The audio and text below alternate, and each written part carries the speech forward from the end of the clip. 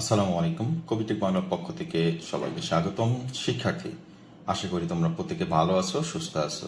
হিসাব বিজ্ঞান নীতি ও প্রয়োগ, এই এটার হিসাব বিজ্ঞান নীতি ও প্রয়োগ 2 এর আজকে মোস্ট ইম্পর্টেন্ট কিছু প্রশ্ন এবং উত্তর নিয়ে আলোচনা করছি। পুরোটা সময় সাথে থাকবে। আর তোমরা যারা এই মুহূর্তে আমার চ্যানেলে জয়েন করেছো, অবশ্যই চ্যানেলটিকে সাবস্ক্রাইব করে বেল আইকনটি অন করে দিবে। শিক্ষার্থীবৃন্দ, যে সাজেশনগুলো দিচ্ছি মোস্ট ইম্পর্টেন্ট দেখে সাজেশনগুলো দিচ্ছি, জানি না কতটুকু তোমাদের হেল্প হচ্ছে।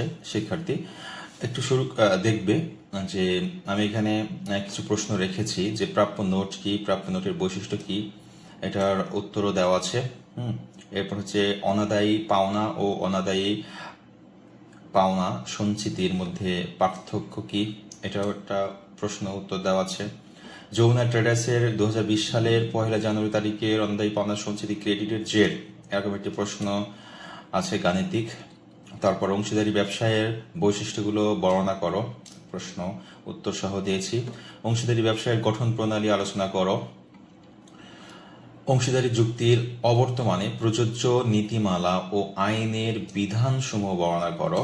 হ্যাঁ শিক্ষার্থীবৃন্দ, আপনারা যে সাজেশনটা পাচ্ছেন আজকে ফুল একটা ভিডিওতে, আপনি সব যত সাজেশন আছে আমার কাছে মোস্ট ইম্পর্টেন্ট মনে হয়েছে, এগুলো নিয়ে একটি প্রশ্ন দেওয়ার চেষ্টা করেছি, সাজেশন দেওয়ার চেষ্টা করেছি। ওকে শিক্ষার্থীবৃন্দ, তারপর যৌথ মূলধনী কোম্পানি বৈশিষ্ট্য লেখো, এটা তোমাকে পড়ে নিতে হবে। তারপর প্রাইভেট লিমিটেড ও পাবলিক লিমিটেডের মধ্যে পার্থক্য, এটাও তোমাকে পড়ে নিতে হবে। শেয়ার কত প্রকার কি কি, এটাও পড়তে হবে। শেয়ার ও ঋণপত্রের পার্থক্য, এটাও তোমাকে পড়ে নিতে হবে।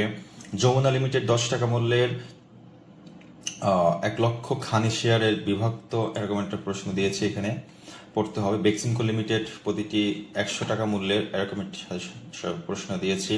কোম্পানির আর্থিক বিবরণীর বিভিন্ন অংশ বর্ণনা করো, এটা দিয়েছি। 10% মূল্য সংযোজন কর ভ্যাট কি, এই প্রশ্নটা মোস্ট ইম্পর্টেন্ট মনে হয়েছে, দিয়েছি। আর টি স্কয়ার লিমিটেড অনুমোদিত মূলধন, এরকম একটি গাণিতিক ব্যাখ্যা দিয়েছি। তারপর মজুরি ও বেতন বলতে কি বুঝো, এই প্রশ্নটাও তোমাকে পড়ে নিতে হবে। মজুরি ও বেতনের বৈশিষ্ট্য, মজুরি ও বেতন বিবরণী কি। তারপরে জননী লাইব্রেরি অ্যান্ড প্রেসের একজন মজুরির, এখানে বিষয়ক তথ্য দেওয়া আছে, এই প্রশ্নটা তোমাকে পড়ে নিতে হবে।